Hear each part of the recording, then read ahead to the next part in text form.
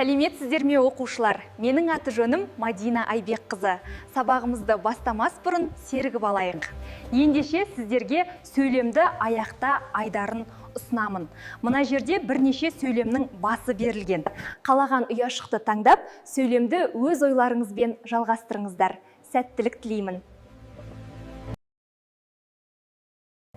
Жарайсыңдар оқушылар, тамаша. Олай болса, бүгінгі сабағымыздың тақырыбы презентация жасау. Презентация бөлімі бойынша. Дәптерімізді ашып, бүгінгі күнімізді жазып алайық. Сабағымызды бастамас бұрын үй тапсырмасы, өткен тақырыптарға шолу жасайық. Learning Apps платформасы бойынша берілген суреттерді дұрыс жауаптарына сәйкестендіру керек. Мәтіндік редактордың логотипін, шрифт және абзац бөлімдерін, қаріп таңдау бөлімдерін, формат ішімдеу бөлімдерін, бас мәзірдегі іздеу жолағын, түс датчигін, ультра дыбыс датчигін, орташа мотордың сәйкестерін табу керек. Барлығы 8 балдық шкаланы құрайды. Тапсырманы орындайық.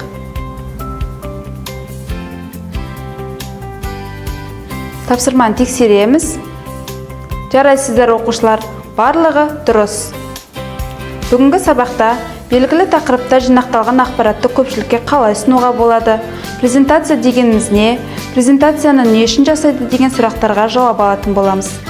Презентация, латынша презенто, ұсыну, таныстырылатын объект туралы ақпаратты жүйелі түрде көпшілікке ұсыну деген мағынаны білдіреді.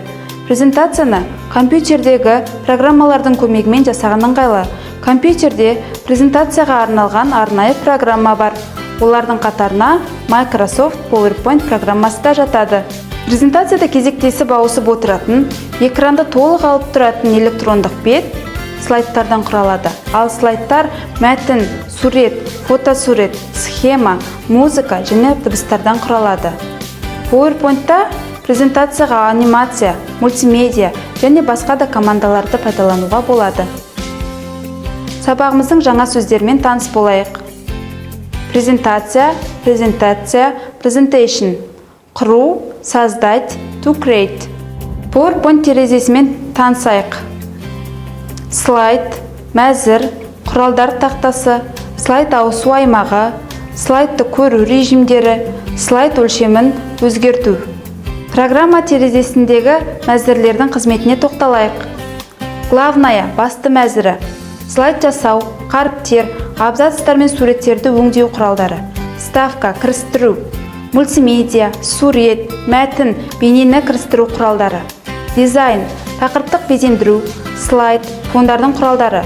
Переходы, ауысулар, слайдтардың өту уақыты мен ауысу құралдары. Анимация, анимацияны кірістіретін құрал. PowerPoint-та қолданылатын ыстық пернелер. Программадағы командаларды пернелердің көмегімен тінтуірден де жылдам іске қосуға болады. Ол үшін әр командадағы ыстық пернелерді білуіміз керек. Ыстық пернелер дегеніміз ағылшын тілінен аударғанда хоткей. Компьютерде ең жиі пайдаланылатын пернелер. Мысалы, Ctrl-N пернесін басқан кезде презентацияға жаңа бет ашылады. Ctrl-S ерекшеленген мәтінді объектіге көшіру. Ctrl-V көшірілген мәтінді объектіге көрсету, яғни қою. Ctrl-P презентацияны баспаға шығаруға мүмкіндік береді. F5 батырмасы презентацияны көрсетуді бастау. Шрифт F5 ағымдағы слайдты көрсету. Ctrl-B жартылай қалың жазуға мүмкіндік береді. Ал енді оқушылар, ыстық пернелерді білдік. Осы ыстық пернелердің көмегімен презентация жасауға кірісейік. Компьютерде жұмысымызды бастамас бұрын қауіпсіздік ережесін есімізге түсірейік. Компьютерде жұмыс істеген уақытта мониторды қолмен ұстауға болмайды. Тоқтарға, ашық сымдарға қол тигізуге болмайды. Пернетақтаны қатты басуға, кір қолмен және де тамақ жеп отырып жұмыс істеуге болмайды. Практикалық тапсырма. Оқулықтың 101-ші бетіндегі орында тапсырмасы. 6-шы суретке назар аударыңыздар. Суретке арнап, PowerPoint-та 2 слайдтан тұратын презентация ұсыныңыздар. Презентациядағы бірінші слайдтың суретіне берілген атаулар мен суреттегі кейіпкерлердің атын жазыңыздар. Екінші слайдқа жазғы демалысты сипаттайтын 2 суретті сақтаңыздар. Барлығы 5 балдық шкаланы құрайды. Тапсырманы тексереміз. Сіздерде де осындай тапсырма шығу керек. Кейіпкердің атын және де тақырыпты жазу керек. Мен 3 кейіпкердің атын жазып қойдым. Екінші бетке жазғы демалысты сипаттайтын 2 сурет салынды. Сіздерде де осындай жұмыс шықса жарайсыздар. Ал енді сергіту сәтіне кезек берейік.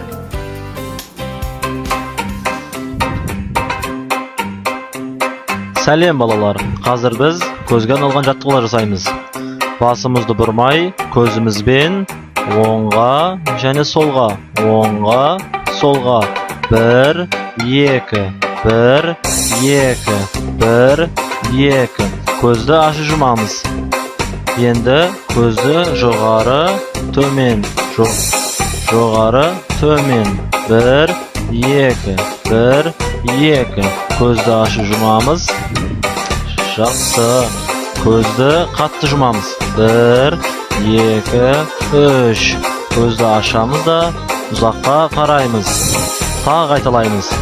1, 2, 3. Тағы да ұзаққа қараймыз. Өте жақсы балалар. Балалар, көзіміз ауырған жағдайда осы жаттығуларды қайталаймыз. Қош сау болыңдар.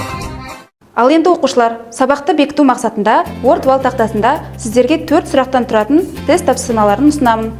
Барлығымыз бірге орындайық.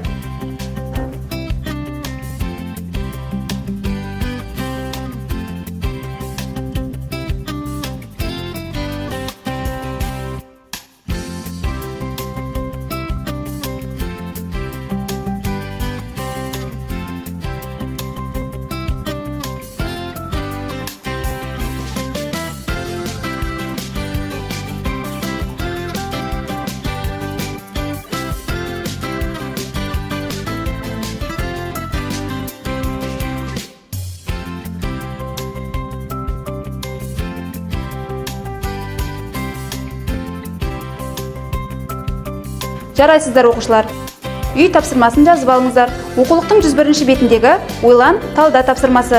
Сіздерге 2 тапсырма берілген. Біріншісі, ыстық пернелер не үшін қажет, тағы қандай ыстық пернелерді білесіздер.